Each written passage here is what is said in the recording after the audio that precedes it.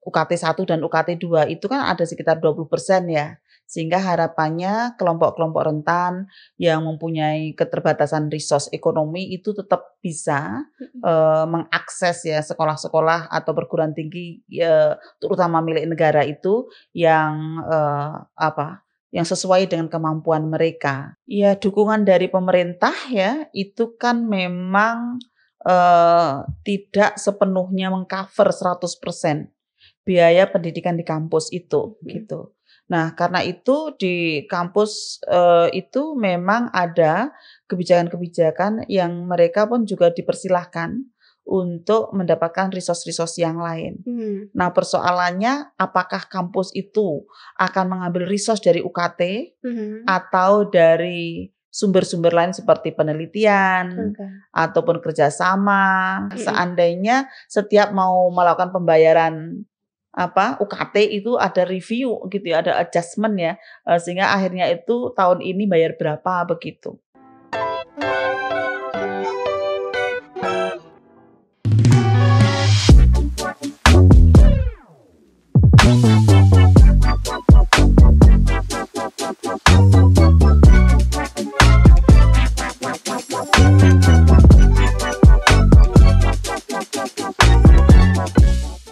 Halo Sobat Forum, kembali lagi di Forum Polwan bersama saya Puspita Chandra Dewi. Nah, hari ini saya akan ngobrol-ngobrolin soal kenaikan UKT yang terjadi di beberapa perguruan tinggi negeri, yang itu menyangkut dari Permendikbudristek nomor 2 tahun 2024 tentang standar satuan biaya operasional pendidikan tinggi atau SSBOPT pada PTN, dan juga ngobrolin soal beberapa waktu lalu nih sempat viral nih soal KIP kuliah yang diterima oleh beberapa selebgram mungkin yang penghasilannya ini lebih dari 10 juta rupiah. Nah, kita mau tanya soal pendapat dari Komisioner Komnas Perempuan bidang pendidikan soal hal-hal tersebut ini.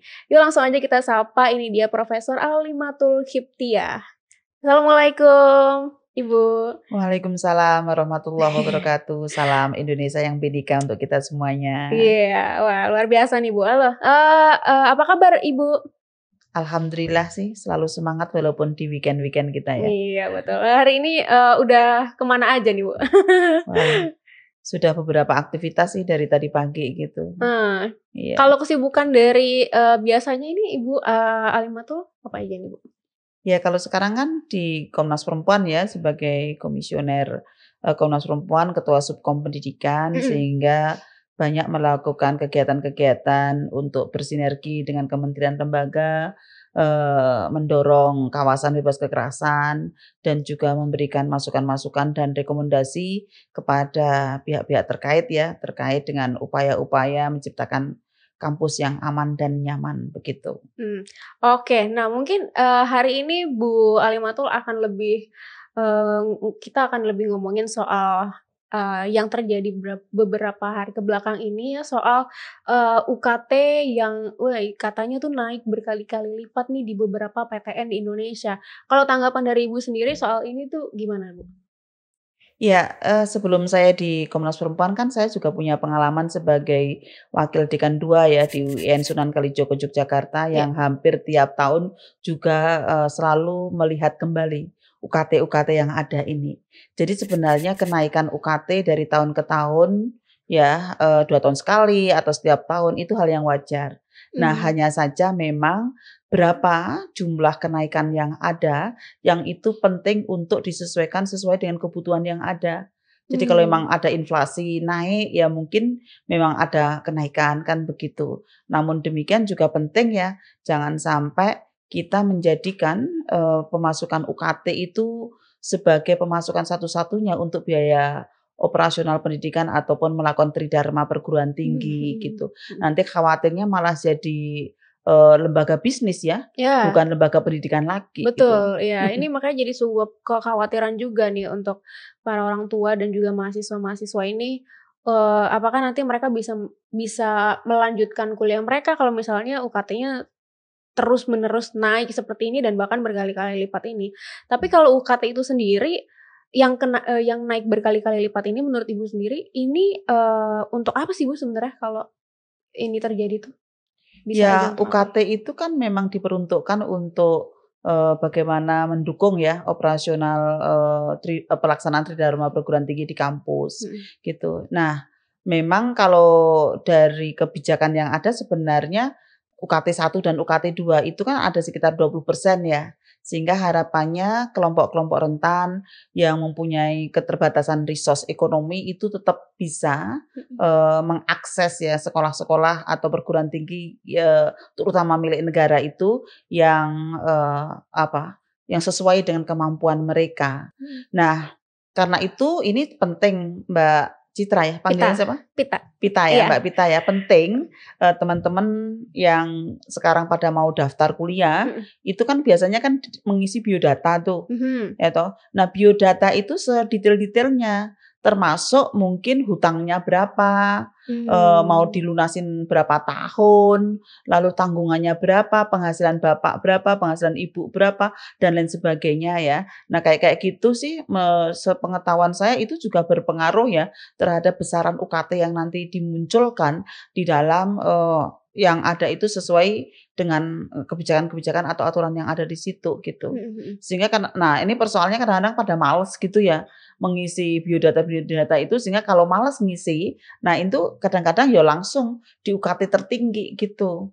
Oke. Heeh, kadang-kadang begitu sih. Karena itu penting untuk secara detail juga melihat, isian-isian di dalam belangko-belangko itu. Mmm. Nah memang sih kadang-kadang orang tua tidak selalu semuanya terbuka ya, kepada putra-putrinya terkait dengan beban-beban yang dia tanggung gitu ya, khawatirnya anaknya ndak ikut memikirkan Iya gitu iya ya. iya. Tapi ya kadang-kadang itu penting gitu, atau bahkan ada yang, "Ah aku males ah kalau misalnya dikatakan orang miskin, udah, aku penghasilannya itu ya di atas 15 juta misalnya per Mhm bulan, mhm ataupun berapa gitu, padahal sebenarnya ya nggak selalu tentu sebesar itu misalnya. Nah itu kan juga akan berpengaruh ya, mhm nantinya begitu. mhm.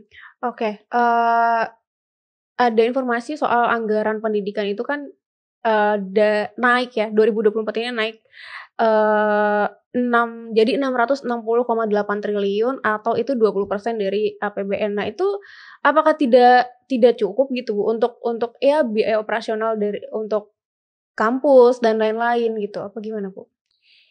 Ya dukungan dari pemerintah ya, itu kan memang, tidak sepenuhnya meng-cover 100% biaya pendidikan di kampus itu, Mhm gitu. Nah, karena itu di kampus, itu memang ada kebijakan-kebijakan yang mereka pun juga dipersilahkan untuk mendapatkan resource-resource yang lain. mhm Nah, persoalannya apakah kampus itu akan mengambil resource dari UKT mhm. atau dari sumber-sumber lain seperti penelitian, Oke. ataupun kerjasama, ataupun mungkin kan sekarang ada ya, kampus yang punya pom bensin, kampus yang punya hotel, kampus yang punya gedung serbaguna, gitu ya, Mhm untuk kemudian dikelola supaya itu, menghasilkan misalnya begitu. Sehingga memang itu, menjadi kewenangan kampus ya untuk mengatur ya, mhm sumber-sumber itu ada dari mana aja gitu. Tapi ya memang semaksimal apapun menurut saya ya, semaksimal apapun untuk memaksimalkan resource-resource yang ada, jangan sampai kemudian melakukan perubahan cara berpikir ya, mhm bahwa kampus itu menjadi pusat bisnis mhm gitu. mhm Tapi ya kampus adalah tempat pendidikan, bukan kemudian tempat bisnis yang harus menghasilkan sedemikian lipat berlipatnya ya, mhm yang mhm. itu, kemudian malah mencederai hak-hak asasi yang, yang harus didapatkan oleh warga gitu ya. Mhm. Nah, ini penting juga ya, ada fenomena-fenomena yang kemarin ada banyak kampus, kalau catatan saya kan ada sekitar, 21, perguruan tinggi yang berbadan hukum ya, yang sebenarnya asal muasalnya diniatkan untuk bagaimana supaya dia lebih mandiri secara ekonomi Mmm. gitu.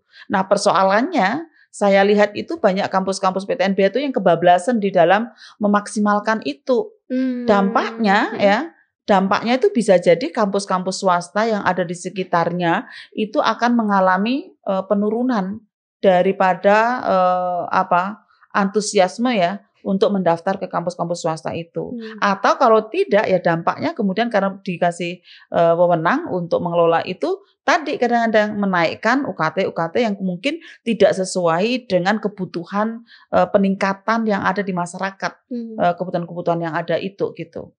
Tapi kalau menurut Ibu sendiri dari kenaikan UKT ini, apakah sudah bisa dilakukan karena kita lihat sendiri kualitas dari pendidikannya itu sendiri sekarang bisa dilihat ya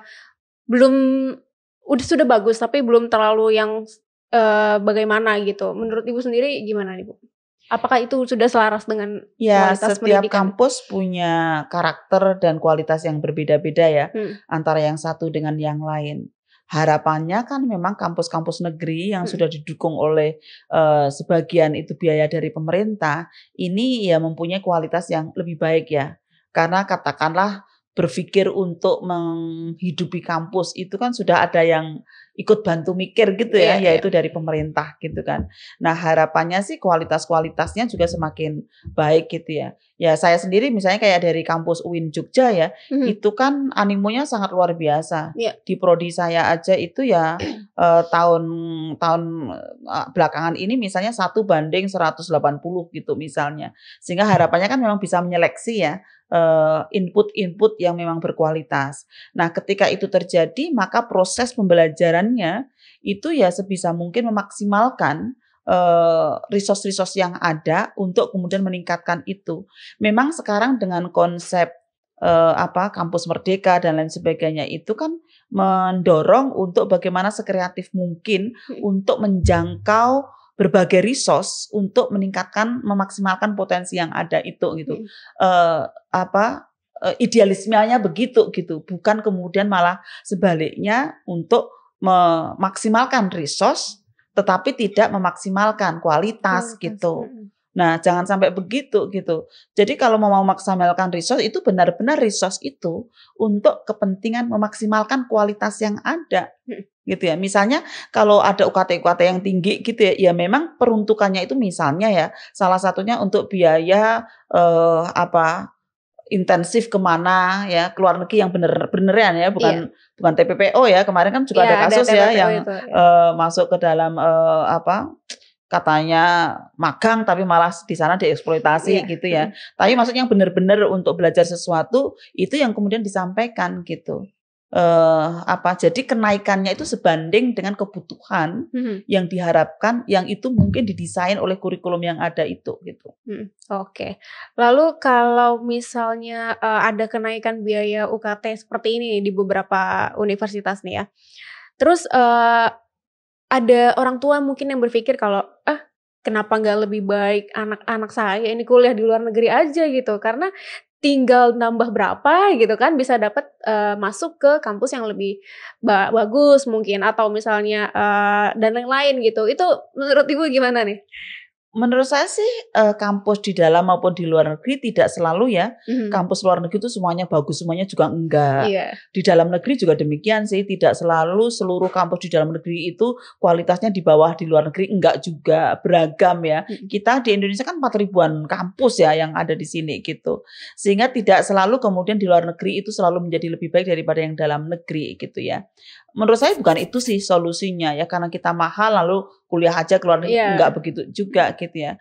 Nah mungkin kalau memang tadi ya yang diisikan data-data yang diisikan tadi ternyata kurang pas gitu kan, atau dikosongin gitu ya, maka kemudian kalau di beberapa mekanisme itu ada banding sih Mbak. Gitu ya, ada banding untuk kira-kira bisa nggak kita turun levelnya gitu. Daripada yang level UKT 6 bisa nggak kami turun di level 3 gitu ya. Nah kebetulan saya punya pengalaman ya karena dulu pernah jadi wakil dekan bidang keuangan gitu. Sehingga setiap tahun itu kita membuka untuk ada yang banding UKT dan kita mewawancarai. Dan itu mungkin terjadi karena bisa jadi ketika mengisi isian biodata itu misalnya ya bapaknya masih ada. Kemudian beberapa hari kemudian beliau sudah wafat, yang kemudian yang menjadi penafkah utama, tulang punggung utama gitu ya, itu kemudian berkurang. Atau sebaliknya, misalnya yang menjadi penafkah utama adalah sang ibu gitu ya, kebetulan sang ibu ada sakit atau apa yang kemudian resource keluarga itu terkurangi gitu. Nah, bukti-bukti itu ya bisa dibawa untuk kemudian ketika interview untuk melakukan banding tadi gitu. Nah, dari beberapa kasus banyak juga kok yang kita kabulkan karena memang mereka membutuhkan untuk tidak sesuai dengan kondisi ekonominya masing-masing begitu.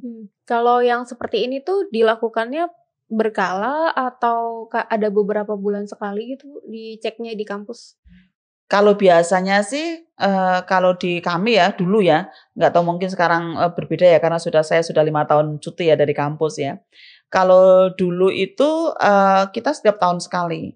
Jadi setiap, setiap habis menentukan UKT itu gitu, ya. Nah, biasanya juga nanti ada yang,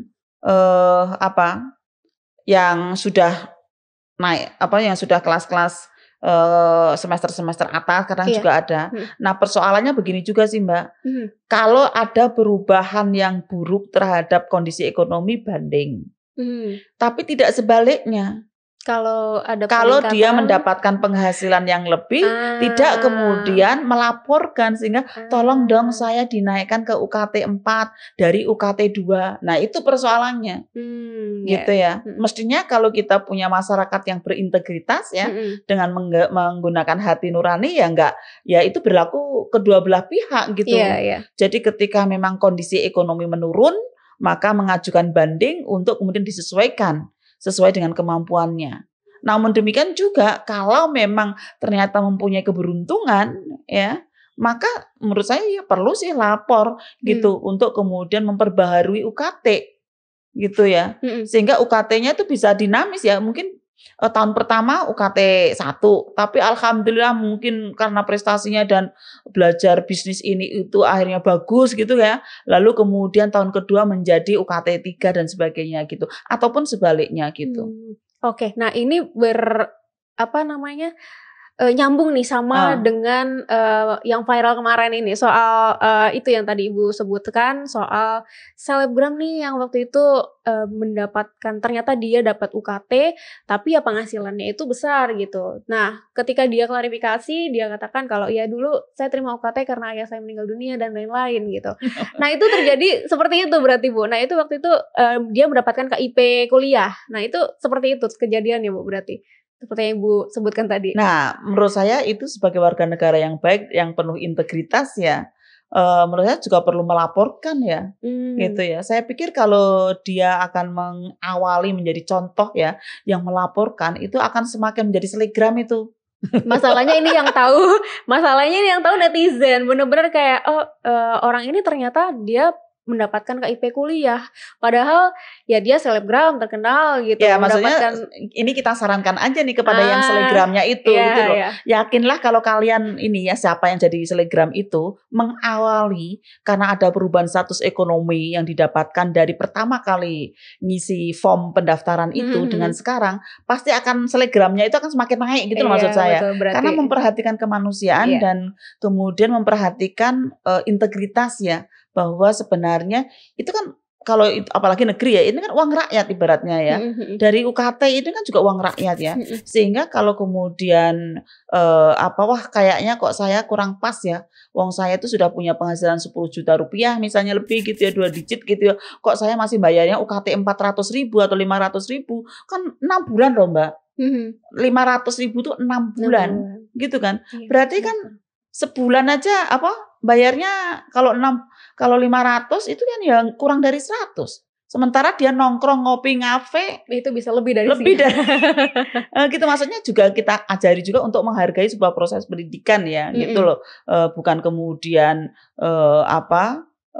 ya tadi ya malah justru tidak memanfaatkan atau bagaimana hati nurani kita itu untuk menyikapi persoalan-persoalan yang sebenarnya dia bisa melakukan lebih baik lagi untuk mengatasi persoalan orang lain gitu. Tapi kalau yang kayak gini nih sebenarnya dari kampusnya kah yang apa ya, tidak melakukan kayak ya mungkin verifikasi ulang setiap semesternya atau setiap tahunnya, atau ya dari dianya sendiri yang memang menyembunyikan itu gitu, Bu? Ya sebenarnya kalau kita akan mencoba melakukan adjustment data ya, itu ya memang agak kerja keras sih Mbak gitu ya. Iya. Berarti kan ada perubahan-perubahan anggaran ya. Tetapi itu saya pikir mungkin kok gitu. Jadi kayak adjusting minimal selama kuliah 4 tahun itu ada review ya untuk misalnya 2 kali atau 3 kali gitu ya. Atau setiap 2 tahun lah gitu ya. Setiap 2 tahun sekali itu melakukan review terhadap UKT yang ada itu dengan misalnya mengisi kembali. Nah, dari mengisi kembali itu akan muncul nanti sehingga UKT itu tidak seumur hidup gitu. Nah, sekarang ini yang masih berlaku kan UKT-nya seumur hidup ya. Jadi ketika pertama dia UKT 1 ya sampai lulus itu ya UKT 1 gitu. Gitu. Nah, saya pikir itu menjadi ide yang menarik ya, seandainya setiap mau melakukan pembayaran UKT itu ada review gitu ya, ada adjustment ya, sehingga akhirnya itu tahun ini bayar berapa begitu. Oke, lalu kalau untuk penerima KIP kuliah ini tadi yang udah kita singgung nih, apakah sekarang ini banyak kasus yang kayak nggak tepat sasaran atau kayak gimana nih, Bu? Soalnya kan ada contoh yang seperti itu tadi. Sebenarnya kalau persoalan subsidi ya sebenarnya kan ya, mahasiswa yang membayar UKT 1 atau UKT 2 atau yang di bawah BKT ya, itu kan sebenarnya mendapatkan subsidi dari pemerintah ataupun dari kampus kan gitu. Nah, persoalan tepat sasaran atau tidak itu sebenarnya kalau untuk kasus di Indonesia tidak hanya persoalan KPI KIP kuliah. Kartu Indonesia Ya. Pintar Kuliah. Kartu Indonesia Pintar Kuliah ya. Tidak hanya itu gitu. Tapi ada beberapa data-data yang lain ya yang di Indonesia itu yang kadang-kadang memang salah sasaran begitu. Sehingga menurut saya sih pembenahan data itu menjadi sangat-sangat penting ya, dan juga review ya. Misalnya ya kadang-kadang ada sih beberapa kemarin misalnya pemilu yang meninggal pun juga masih ada di situ. Gitu ya, yang harusnya kan sudah di-drop misalnya kayak gitu. Sehingga memang kebutuhan untuk validitas data di Indonesia ini masih perlu ditingkatkan sih, supaya kemudian persoalan-persoalan tidak tepat sasaran itu terkurangi. Bukan hanya di masalah pendidikan saja ya, tapi juga di masalah-masalah yang lain gitu. Saya dulu ketika jadi wakil dekan 3 juga pernah itu sering melakukan kunjungan kepada mahasiswa-mahasiswa yang mengusulkan yang dulu mendapatkan keringanan itu istilah bidik misi. Bidik misi ya. Nah, bidik misi gitu ya. Hampir sama dengan ini ya KIP kuliah juga. Ya dulu kan namanya bidik misi ya. Nah, di dalam bidik misi itu kan kemudian kita melakukan observasi ya. Kita datang ke rumahnya, kita cek benar atau tidak gitu. Ya memang kadang-kadang ada yang kurang pas sih. Kita datangi rumahnya tingkat 2 punya mobil, ya nggak mungkin lah dapat UKT 400.000 gitu loh, misalnya kayak gitu. Sehingga memang untuk mendapatkan akurasi data yang valid memang butuh sedikit effort lagi, sedikit upaya lagi gitu ya, kerja keras lagi lah gitu, nggak bisa hanya sekedar percaya kepada angka-angka yang ada gitu. Oke, lalu kalau misalnya untuk mencegah nih terjadinya seperti ini lagi nih, yang harus dilakukan sama universitas dan pemerintah itu untuk ya bersinergi lah untuk supaya tidak ada hal-hal seperti ini terjadi lagi gitu, Bu. Menurut saya perlu direview kembali ya peningkatan UKT yang tidak sesuai dengan peningkatan kebutuhan ya. Mungkin menurut saya perlu direview kembali. Iyakah memang sudah kebutuhannya itu seperti itu gitu loh. Khawatirnya meningkat anggarannya tapi tidak meningkat layanannya gitu. Tetapi kalau meningkat anggarannya tapi juga meningkat layanannya nggak ada masalah ya. Karena memang kebutuhan-kebutuhan layanan itu menjadi lebih banyak, misalnya dengan program-program kurikulum Merdeka Belajar yang intensif ke sana, intensif ke sini, praktek ini, praktek itu misalnya ya. Sehingga itu penting dilihat kembali untuk direview dan kira-kira apakah memang sudah sesuai dengan kebutuhan dan aturan yang berlaku atau belum gitu. Nah, yang kedua adalah kita di dunia pendidikan ini tetap harus stick kepada filosofi pendidikan itu sendiri ya, bahwa ini adalah lembaga untuk mendidik gitu, bukan lembaga yang untuk benar-benar kayak jualan mencari profit sebanyak-banyaknya gitu ya. Ya boleh sebuah kampus ataupun amal usaha itu untuk mendapatkan profit, tapi bukan untuk seperti profit-profit yang menjual jasa yang kadang-kadang sampai aji mumpung segala gitu loh. Tetap ini ada standar-standarnya ketika menggali resource-resource yang ada itu diupayakan tidak yang kemudian berdampak kepada kerentanan warga bangsa ini. Karena kalau itu kemudian mau mengambil keuntungan dari UKT itu kan saya pikir perlu dipikirkan kembali deh gitu. Apakah memang sudah tepat akan menaikkan UKT setinggi-tingginya untuk kemudian mendapatkan profit sebanyak-banyaknya. Khawatirnya itu nanti akan bertentangan ya dengan bagaimana nilai dan idealisme atau akhlak utama di dalam kampus itu yang seharusnya itu tumbuh dan berkembang di situ gitu. Kemudian yang ketiga adalah masalah pendataan. Pendataan baik dari pemerintah, kampus ataupun kita sendiri warga bangsa ini gitu untuk mengisikan data sevalid-validnya di dalam ketika kita mau mendaftarkan menjadi mahasiswa itu. Karena biasanya berawal dari situlah UKT itu diputuskan. Dia itu pasnya sesuai dengan taraf ekonominya itu ada di level berapa. Biasanya bagi yang malas mengisi itu langsung ditarik kepada level tertinggi gitu. Biasanya begitu. Nah, jangan-jangan itu juga yang terjadi sehingga orang kaget loh. Aku pikir cuma 3 juta, 4 juta lah kok ternyata menjadi UKT yang 8 juta misalnya. Nah, itu juga perlu dilihat, jangan-jangan ada persoalan kesalahan pendataan tadi gitu.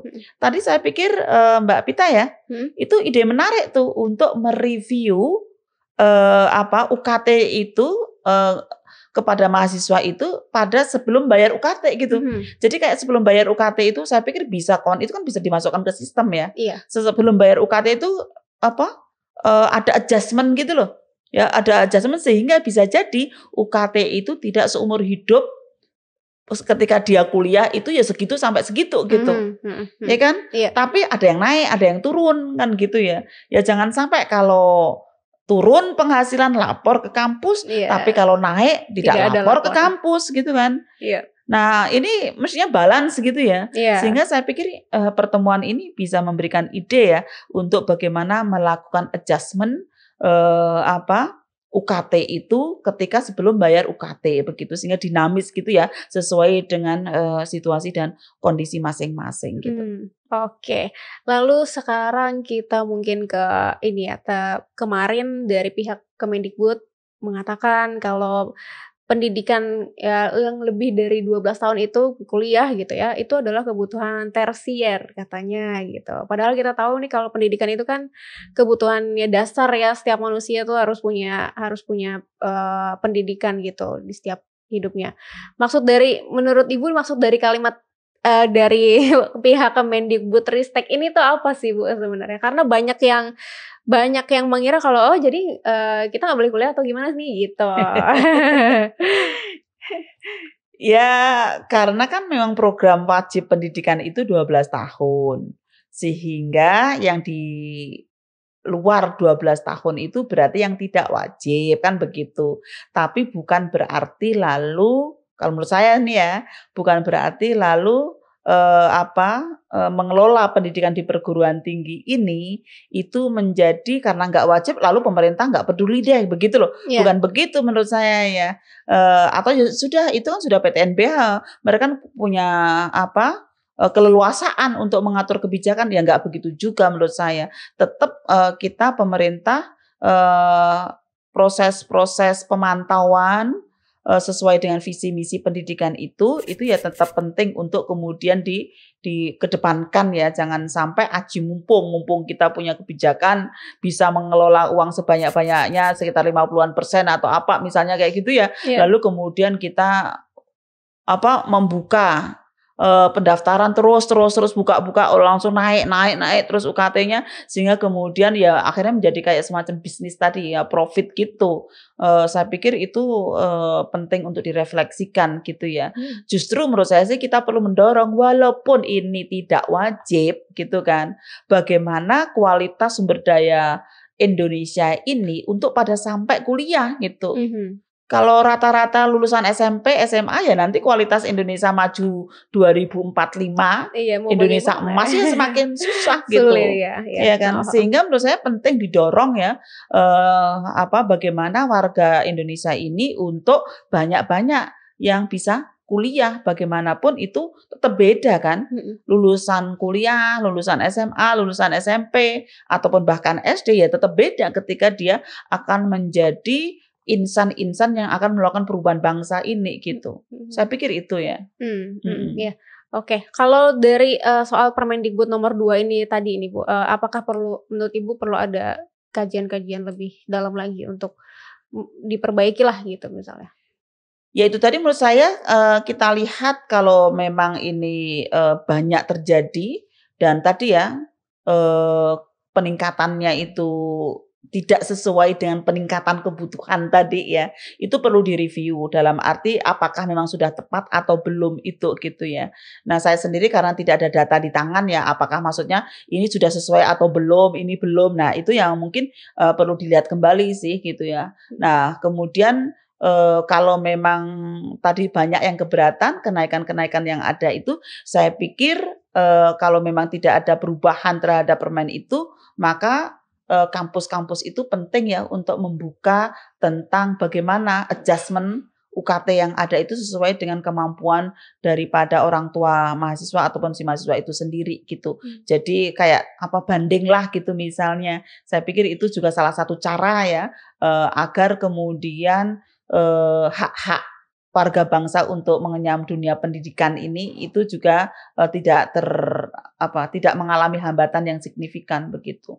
Oke, sekarang mungkin kita lebih ngobrolin soal yang berhubungan dengan Komnas Perempuan nih Bu ya, soal perempuannya nih, soal di bidang pendidikan tapi menurut Ibu soal kayak omongan-omongan soal perempuan itu nggak perlu berpendidikan tinggi gitu. Ini masih ada nggak sih Bu sekarang? Ya mungkin masih ada tapi jumlahnya semakin berkurang ya. Karena kan sekarang ini kalau kita lihat gerakan perempuan itu kan mulai menguat kembali tahun 90-an ya. Kayak feminis muslim, gerakan perempuan pada umumnya, itu di Indonesia atau di dunia pada umumnya itu menguat kembali, itu tahun 90-an. Nah kalau kita tahun 90-an maka orang-orang akademisi, itu ya orang jadi profesor itu ya 25 tahun, 30 tahun itu biasanya baru bisa jadi profesor. Karena itu kan the highest status ya bagi orang yang berkecimpung di dunia pendidikan gitu kan. Nah sehingga memang sekarang ini banyak profesor-profesor perempuan ya. Kayak saya kemarin jadi profesor itu ya setelah 24 tahun di kampus atau ya 49 tahun ya udah jadi profesor misalnya kayak gitu. Sehingga kalau katakanlah udahlah perempuan itu di rumah saja, nggak usah berpendidikan, itu saya pikir sudah out of date ya pemikiran-pemikiran kayak gitu gitu loh. Karena seandainya seorang perempuan memilih di rumah saja, tidak bekerja di luar rumah misalnya, itu pun juga harus pinter kan. Tidak selalu yang pinter itu harus yang bekerja di luar rumah gitu. Kalau seorang perempuan itu dia memilih di rumah, lalu mau bersama anak-anak lebih banyak, ya dia pun juga harus berpendidikan gitu ya. Walaupun memang kalau dari riset-riset yang ada sih perempuan-perempuan yang mempunyai kekuatan sumber ekonomi sendiri itu biasanya sih lebih mempunyai daya tawar gitu ya di dalam bargaining position dengan pasangannya, termasuk di dalam persoalan-persoalan melawan KDRT ya kalau itu terjadi gitu sih. Jadi sebenarnya kalau laki-laki gitu misalnya melihat perempuan yang misalnya pendidikannya tinggi itu sebenarnya tidak perlu takut ya Bu ya? Soalnya kan ada yang bilang kayak gitu. Ya bersyukurlah kalau punya istri yang yang cerdas gitu kan. Kita tuh perempuan-perempuan cerdas itu tidak punya niatan kok bahwa itu nanti ingin digunakan untuk mendominasi pasangan, enggak kok Iya, kan gitu. Ya kalau kita jadi perempuan-perempuan cerdas itu ya juga harapannya kan memang juga cerdas hatinya, cerdas perilakunya, ya kan, iya. cerdas psikologinya, cerdas sosialnya kan begitu. Sehingga kita ya bisa hidup bersama, menua bersama, bahagia bersama, begitu. Jadi sih menurut saya sarankan ya teman-teman laki-laki ini nggak usah khawatir gitu kalau punya calon atau pasangan yang cerdas, bersyukurlah. Berarti kalau cerdas kan biasanya juga pintar cari uang loh ya, Betul. ya kan? Iya, jadi nggak Sehingga kan bisa ikut berkontribusi kepada nafkah iya, keluarga, betul begitu. betul. Ya kalau ada, eee, apa kalau ada selisih dan seolah-olah karena kecerdasannya kok seolah-olah mendominasi, ya mungkin perlulah ikut pelatihan bareng begitu tentang pelatihan-pelatihan kesetaraan, Mhm keadilan mhm gitu ya. mhm. Dua-duanya ikut Iya pelatihan gitu supaya iya. kemudian ketika masuk ke jenjang pernikahan itu dibangun dengan, konsep-konsep kesalingan, keadilan, ya saling taat, saling ridho, saling menghargai dan sebagainya begitu, gitu. Oke. Nah itu pesannya buat sobat forum di rumah gitu ya.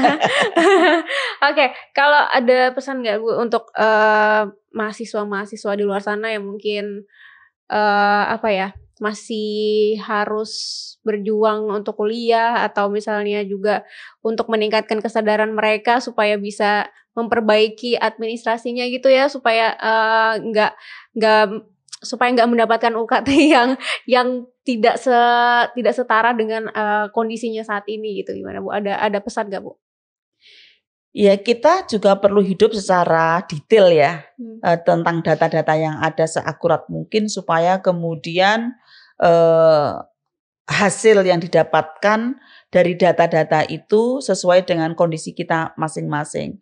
Hanya saja kadang-kadang, karena nggak tahu lalu nggak diisi, nah nanti khawatirnya malah itu tadi gitu ya, karena nggak tahu kan.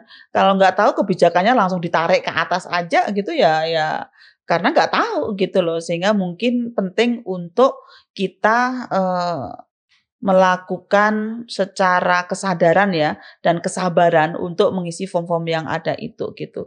Dan, yang lebih penting juga adalah persoalan-persoalan integritasnya. iya. Ya integritas kita gitu, yang mana ya kalau saya sebagai orang kampus juga gitu ya, jangan sampai kalau sedih lapor kampus, kalau bahagia nggak lapor gitu ya.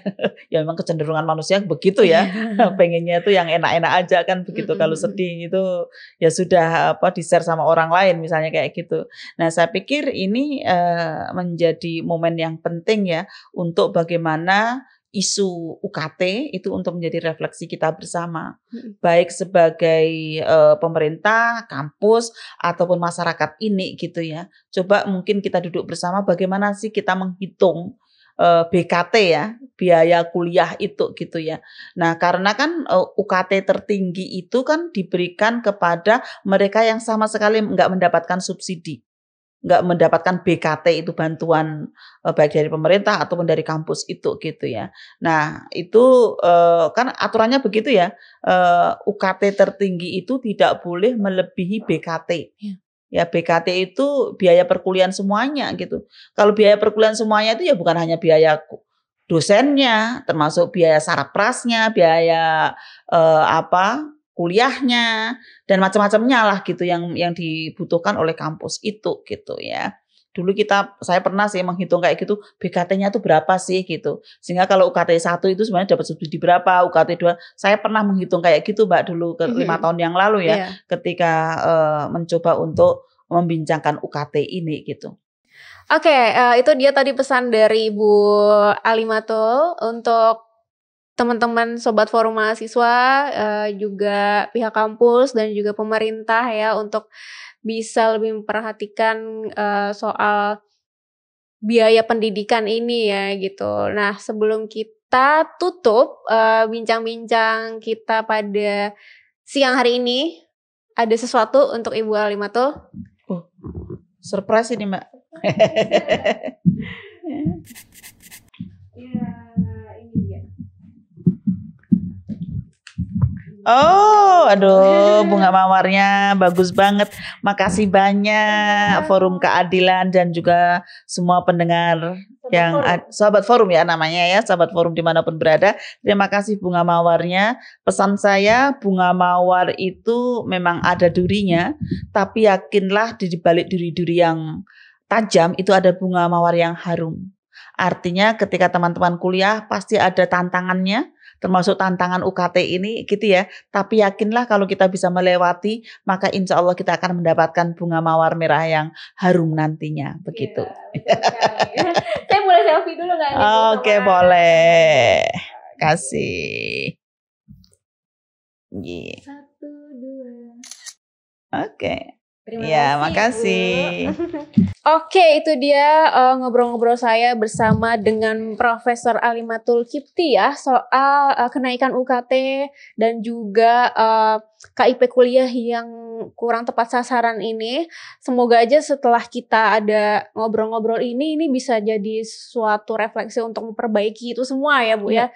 Dan juga untuk Sobat Forum di rumah, jangan takut untuk berpendidikan yang tinggi karena pemerintah Indonesia itu sudah punya berbagai macam bantuan-bantuan untuk Sobat Forum semua supaya bisa mengenyam pendidikan lebih tinggi lagi.